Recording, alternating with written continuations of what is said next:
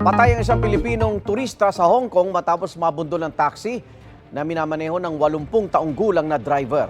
Pauwi na sana sa Pilipinas ang Pinoy nang mangyari ang insidente. May unang balita si JP Soriano.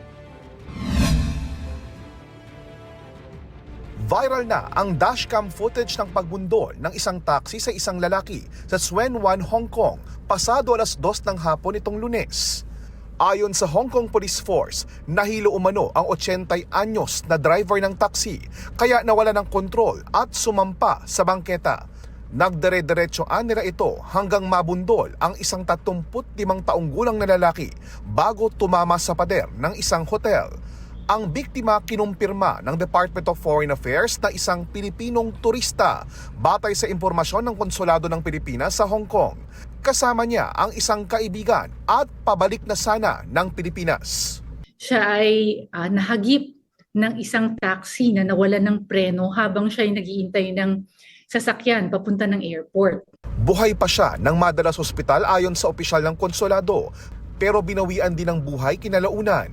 Sugatan din ang driver ayon sa Hong Kong Police, pero agad ding inaresto.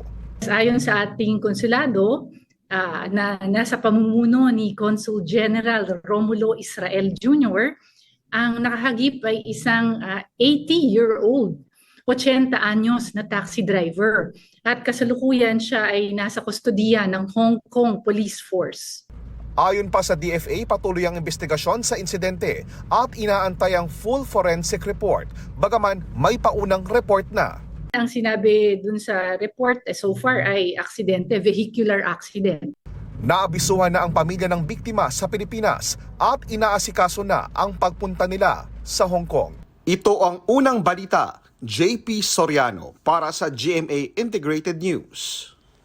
Igan, mauna ka sa mga balita, mag-subscribe na sa GMA Integrated News sa YouTube para sa iba't ibang ulat sa ating bansa.